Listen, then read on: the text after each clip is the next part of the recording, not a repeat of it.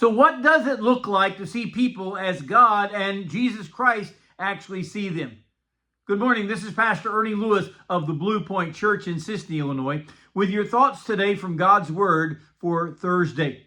You know, Jesus saw a variety of types of people during his earthly ministry. Some of those were seeking a miracle in their life, or maybe a healing from some terrible disease. There were also crowds of Pharisees and scribes who only came to find fault with Jesus. Their questions were not meant to receive an answer except to catch him in expressing some kind of blasphemy, or maybe some words that were against their Old Testament law.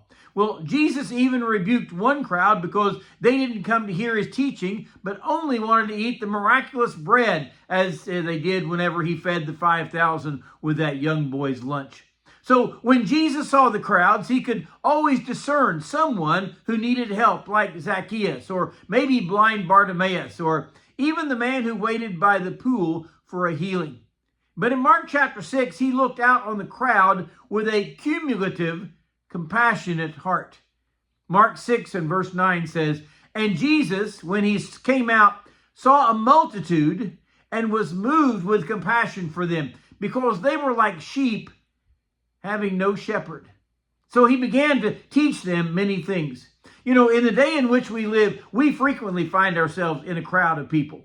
Maybe you're in line at a theme park where there is a massive group of people waiting there for this ride. Or perhaps you attend a baseball game or a football game in a stadium or arena that holds thousands and thousands of people. You're pressed together to cheer on your team. Well, have we ever looked on that crowd quite like Jesus looked at this crowd? Jesus came forward to see that a great multitude had gathered here to see and to hear him. And when he looked into that multitude of people, he was moved with compassion. And when we read that word compassion, we think of Jesus as being kind-hearted, tender. Perhaps he is filled with empathy because he sees these people that had no clue as to what they were actually seeking.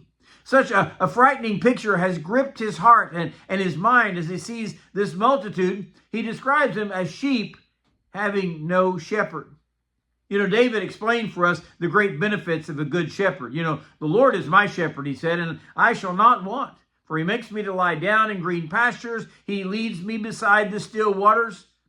The shepherd did so much more than just protecting the sheep, but they led them in wise ways where they needed to go. Now, Jesus sees this multitude, and his heart breaks because they were so clueless.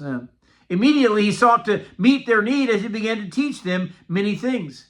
How compassionate are we whenever we view a large crowd? Do we see them as those scattered sheep that don't know the good shepherd? Whenever Jesus was moved with compassion, he began to teach them the truth. Hopefully, when we see the multitudes around us, we will seek to tell them about Jesus also. Anytime we get an opportunity to share the gospel with anyone, especially these large crowds, we need to see them as sheep with no shepherd and give them some direction, especially for eternity, right out of God's word.